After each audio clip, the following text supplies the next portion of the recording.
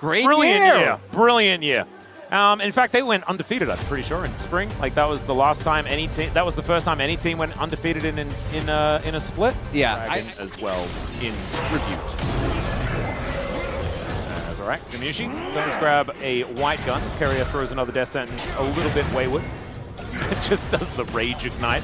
But Owner is there. This is setting up for a bit of a dive as they will Faker's get... there. Yeah, Faker in amongst it. Teleport is going to come down from Keen, but I believe that one was interrupted. Another one. As never mind, not actually going to come on through there, and they do manage to get that first kill. Faker locking down first blood as Owner is able to flush away as well. And even Doran will survive as the Dominus did come on through there, as Canyon takes about 15 years, but he will be able to take down this dragon. And they do, you know, stick around in lanes. There's going to be a wave mist in mid, but a double kill in the top lane and this whole wave dying. A great start for T1. He is a PvE player at this point in time, as Doran and Keen just partying here towards the bottom side. Some grubs being taken, a hook going to go wide. And Gumayushi does have red-white. That is a scary opportunity here as Slice out here from Keen. Doran without very much mana and will get ruthlessly predated.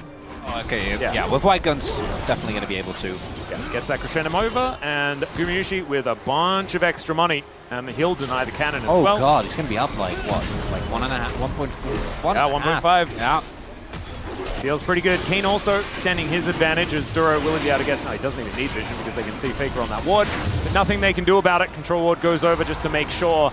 So that is going to be the dragon secured here for T1. It's going to be an infernal soul here for game 3. They have done an exceptional job of something we've criticized a lot of team for, specifically with the Cephalios, especially with these white guns. So one of the things we always talk about with Ziggs, one of the things that infuriates Orcs. I mean, it's the Caitlyn and Jinx thing as well, and they've done this with Guma so many times on these picks. And it's why we see the gold lead actually starting to really balloon. They're very happy to just siege away. Well, here's a Dominus here for Keen, as he looks to try and defend, but he's sort of just standing around. Wants to be able to dodge some of the CC. The Flay does come back, though. So you can't dodge all of it, even if the hook does go wide. Still, Canyon is going to be able to eat this turret. Yeah, and I remember, because you said juke, and that made me sad. He's already a juke, okay? That's all right. Carrier with the flash play. Owner looking to go on in as well, but the Arcane Storm wants to take down the tick. One more tick will do it, but it's not going to connect. As now the cask will deliver Canyon to his death potential. He did have to subjugate there. And oh my god, Owner survives. The headbutt to get Gumayushi out of here, but he is an absolute demolition machine. And Gen.G, they might be staring down the barrel of their first loss of the season. Keen trying to look for a counter pick. The hook hits him. He does manage to at least get carry. He's flashing in, looking for even more. The turret's helping him out at the same time.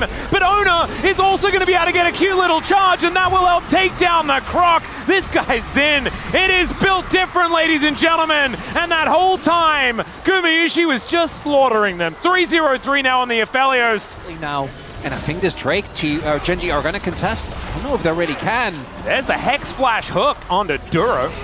Not too much more to happen after that, but there's a glorious cask onto Chovy. Does get the gravity field down, as now Duro does get a pulverize, but Faker is making his way in, and Owner just finding it. Ruler goes down yet again. The entire bottom lane has been removed, and Faker will just take a bit of a journey underneath the turret. Might have been a bridge a little too far, as Carrier looks for another cute little play.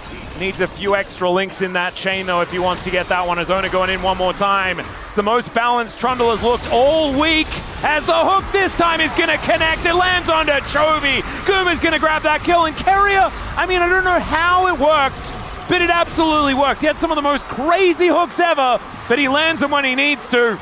And the inner is going to then go down. T1, they are so far ahead. This is all just about knocking down these turrets and securing the first victory against Gen.G for any team since the LCK season started. Since February, Atlas, we are freezing. There was winter. Items on the Aphelios. And Gen.G, in theory, this comp, there are parts of it that scale well, but Rula's going to be behind on Souls, not going to be able to really farm them up. I have watched Gen.G. I think this was the first best of 5 between them at MSI. Crawl back from a big deficit. It was a very different drop. It was a very different setup. This T1 comp just, it scales well. Like the 5v5s will remain good.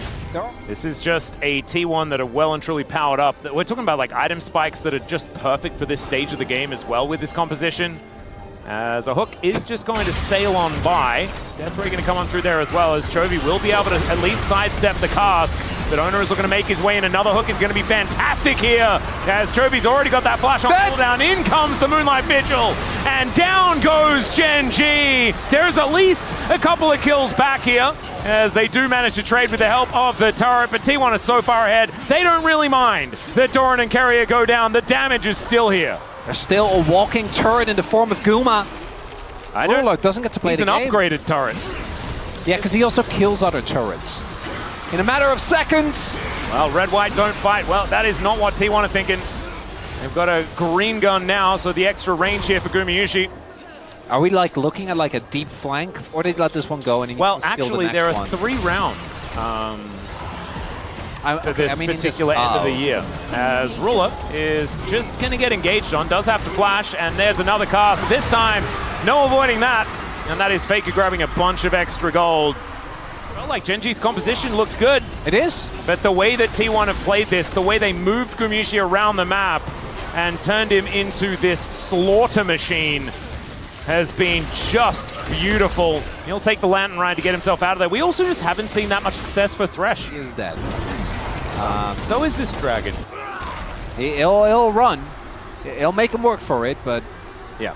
Well, an alcove gaming there, as he does. Doran just going to boot himself away to try and avoid that. Not again, not again, not again. Play before. Oh, it's the fake out. And Faker then the comes Faker in for out. Just a beautiful snowballing from T1, right?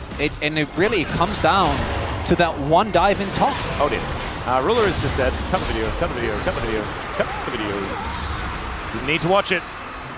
It's a little bit worrying here, as at least Keen does have a Dominus. Faker is going to take a Lantern Ride to get out scot-free from that one. And Chovy comes on over, but he comes on over a whole lot later than he needed to. And Arcane Storm is down underneath this turret. He does go golden, as that is a dead Gragas. Maybe, no. They are, in fact, too far ahead, ladies and gentlemen. The wallets, Atlas! Yeah, that was the piano-sized wallet right on the noggin of Chovy. And T1 will be able to push these super minions in for the first time in a deciding game of a series this season. Gen.G are looking to go down. Shouldn't have happened. Well, T1 are just going to deny this. Is Keen? Okay. Atlas, this whole situation. Yes.